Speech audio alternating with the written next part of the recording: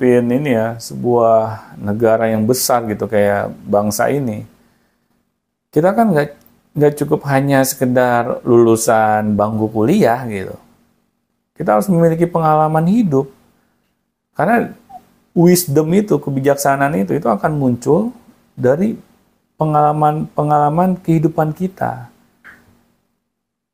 Nggak mungkin wisdom atau kebijaksanaan itu bisa muncul dari bangku kuliah, nggak mungkin gitu. Kita perlu merasakan pahit getirnya kehidupan. Karena apa? Karena dengan kita merasakan itu semua, kita lebih memutuskan sesuatu hal itu akan jauh lebih bijaksana. Kita tahu dampaknya bagaimana nih dengan keputusan yang kita buat. Nah, tetapi kalau kita di bawah umur 40 tahun, kita pengalaman hidup aja nggak cukup gitu. Mungkin wawasan kita juga sama. Nah, akhirnya ya bagaimana gitu. Kita bisa berharap pemimpin yang adil dan bijaksana. Kan itu yang dimau oleh masyarakat banyak kan. Mau nggak misalnya masyarakat banyak dipimpin oleh orang yang istilahnya inilah, bau kencur lah. Nggak akan ada yang mau gitu. Karena pasti setiap keputusannya ini akan sangat beresiko. Nah itu, Feb. Jadi harus berhati-hati gitu kita dalam memilih seorang pemimpin gitu. Jangan asal-asalan. Tadi ngomongin soal kebijaksanaan, Pak. Bukannya orang di umur 30-an juga punya kebijaksanaan? Ya tapi sebatas apa? Karena kenapa saya acuan ya dengan ini ya, dengan agama gitu. Ya contohnya Nabi Muhammad, kenapa beliau mendapatkan amanah menjadi seorang nabi itu di usia 40 tahun. Saya pasti ada hitung-hitungannya di mata Tuhan. Nggak mungkin gitu. Tuhan memberikan amanah yang begitu besar itu tanpa ada perhitungan. Ya udah acuan kita ke sana aja, kita jangan bikin teori sendiri gitu. Tapi kan Pak, maksudnya Indonesia ini kan punya beragam agama gitu ya Pak ya. Nggak cuma Islam doang, mungkin ada Kristen, ada Katolik dan kawan-kawannya gitu. Kalau misalkan kita hanya meng-compare itu dengan Nabi Muhammad itu bukannya agak kurang adil? Oke, sekarang agama apa yang kau pengen compare? Mungkin Kristen, Katolik, Hindu deh, Hindu, Buddha. Ya siapa? Hindu yang kamu tahu Hindu. Siapa ininya? Yang menjadi sosok seperti seorang Nabi Muhammad itu siapa? Siapa ya? Nggak tahu kan? Nggak tahu. Ya makanya jangan kita meng-compare sesuatu kalau kita nggak punya data di situ gitu. Saya mungkin tahunya kayak dewa-dewa gitu. Iya dewa-dewa itu kan secara ini ya wawasan berpikir kita.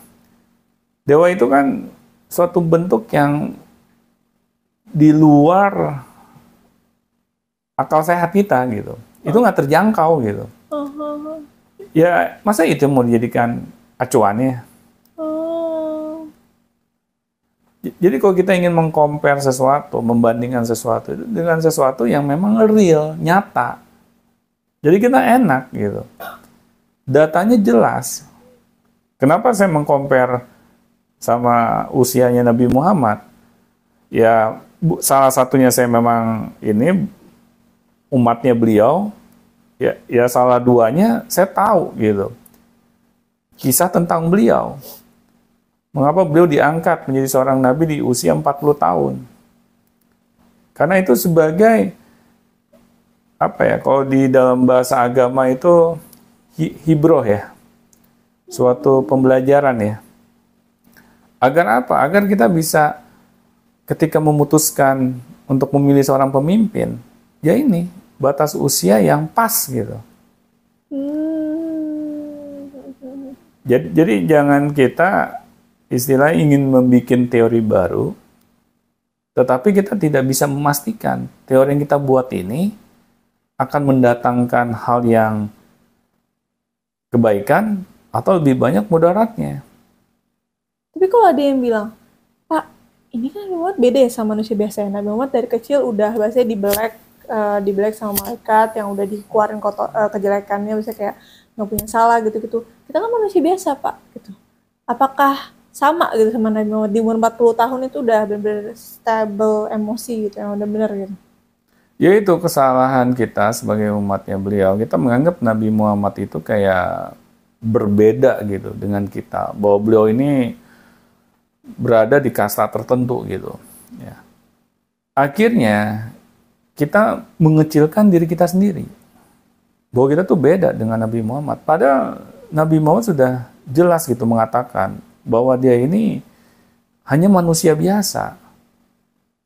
Makanya kan Nabi sebelum dia meninggalkan kehidupan dunia ini, dia bilang, tolong dipegang erat gitu, Al-Quran dan sunnahku. Karena itu yang akan menyelamatkan kamu gitu dalam kehidupan di dunia ini. Kalau misalnya Nabi Muhammad itu ya sosok seorang alien gitu kan, ya gimana kita mau menirunya gitu. Kita kan akan kesulitan. Sedangkan kisahnya Nabi Muhammad sudah berapa banyak orang yang membuatnya gitu. Yang kita bisa baca, kita bisa renungi gitu. Apakah beliau ini melakukan sesuatu yang di luar akal sehat? Saya tanya ke kamu. Selama kehidupannya.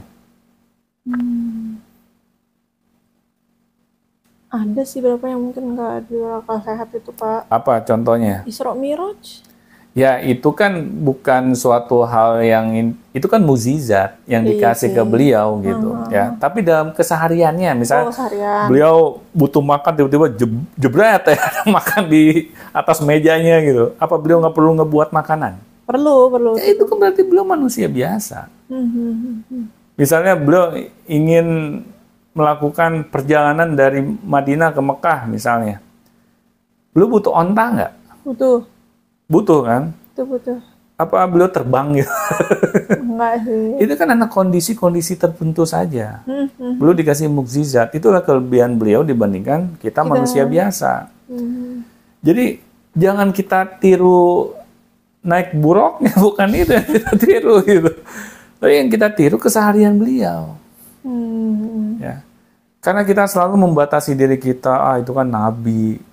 Kita kan manusia biasa, sulit lah seperti hidupnya Nabi gitu. Akhirnya kita selalu berkata seperti itu. Kita semakin jauh dari kehidupan yang ideal sebenarnya. Kehidupan ideal yang Bapak maksud itu apa? Ya gaya hidupnya Rasulullah. Itu gaya hidup yang ideal. Ya kalau misalnya pernah baca sirah Nabi ya, itu kalau saya pelajari, apa yang dilakukan Nabi Muhammad itu bukan sesuatu yang di luar akal sehat gitu. Yang kita tuh sulit untuk bisa melakukannya. Beliau juga pernah marah, beliau juga istilahnya pernah sakit, beliau juga kadang salah mengambil keputusan, ya. Tetapi beliau nggak ngeles gitu. Masalahnya di situ. Beliau akui, ini memang saya nggak memiliki ilmunya. Dan dia menyadari hal itu, dia melakukan kesalahan. Tapi kan nggak langsung bikin 1001 macam alasan gitu kan untuk ngeles. Nah biasanya yang suka ngeles siapa sih? Nggak tahu siapa ya. Ya makanya itu maksud saya. Jadi kalau kita ingin meniru kesehariannya Nabi Muhammad, itu bisa banget, Fred. Ya, jadi jangan yang kita tiru yang salah, kita pengen naik buruk ya, itu di luar nalar kita gitu. Biarkan itu urusannya kenabian lah. Nah, jadi mukjizat yang Tuhan kasih ke mereka gitu. Tapi kalau untuk kita, ya kita tiru lah yang masuk akalnya gitu. Iya. Itu betul-betul. Tapi kalau misalnya kita tadi ngomongin soal kehidupan idealnya Nabi Muhammad ya, tapi banyak pemimpin sekarang yang justru malah jauh nggak sih Pak dari kehidupan ideal Nabi. Misalkan kayak zaman Nabi mungkin Nabi nggak suka kayak pamer barang, bahkan kayak waktu itu saya pernah dengar baca cerita yang kayak ada jubah yang Nabi pakai, abis itu ada orang kayak Baduy Arab gitu suka, abis itu dikasih jubahnya, padahal itu juga bagus gitu. Iya. Nah itu tuh, tapi kenapa sekarang orang-orang pada nggak kayak gitu ya Pak? Padahal dia orang Islam, Pak. Ya sekarang makanya yang kamu lihat sendiri, gimana sih keadaan kita saat ini? Alhamdulillah. Alhamdulillahnya apa? Saya pengen tanya. Jangan berhenti di situ. Alhamdulillah, semoga Allah berkahi aja ke depannya ya. Ya itu berarti kalau saya dengar dari tuturan kamu itu, kamu juga nggak merasa sekarang adalah kondisi yang ideal kan? Iya, aja. Iya. Nah, jadi wajar, itulah yang bisa menjawab pernyataan kamu. Ya. Oh. Jadi saya nggak usah ngomong panjang kali lebar gitu, karena kita jauh dari apa yang sudah Nabi lakukan, ya. Makanya nggak heran gitu, masalah mendatangi kita bertubi-tubi. Sebenarnya Nabi misalnya hidup sederhana, dia kayak mungkin terlihat memiskinkan diri ya. Itu kalau dari kacamata manusia biasa. Sebenarnya beliau ingin mengajarkan bahwa kita tuh jangan terlalu cinta dunia banget. Karena kalau kita terlalu cinta dunia banget, kita akhirnya menghalalkan segala cara untuk mendapatkan dunia.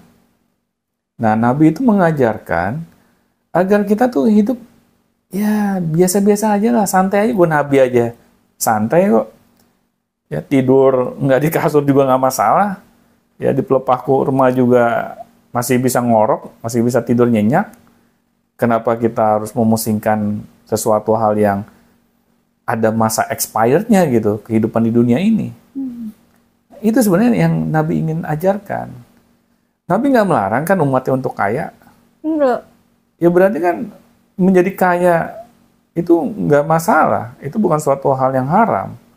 Tetapi carilah dengan cara-cara yang benar gitu. Bukan menghalalkan segala cara. Sahabat Nabi juga banyak kok yang kaya. Tetapi bagaimana sedekahnya mereka? Bagaimana dermawannya mereka? Mereka tuh seperti kayak nggak takut miskin gitu ketika bersedekah. Nah itulah yang membuktikan bahwa yang namanya kaya di dunia itu bukan sesuatu hal yang dilarang, diperbolehkan. Nah tetapi ayo pakai cara-cara yang benar gitu. Dan pergunakan juga kekayaan kita dengan benar. Akhirnya kita nggak diperbudak oleh kekayaan. Itu Feb maksudnya. Oke. Oke Feb, kira-kira ada lagi yang ingin dibahas? Udah sih kayaknya. Oke, Sobat Beyond Education, semoga yang kita perbincangkan tadi bisa dipetik manfaatnya ya. Karena apapun nasihat yang kita terima dari mana saja, kadang hal itu yang bisa mengubah kehidupan kita untuk selamanya. Oke, mungkin itu saja. Assalamualaikum warahmatullahi wabarakatuh.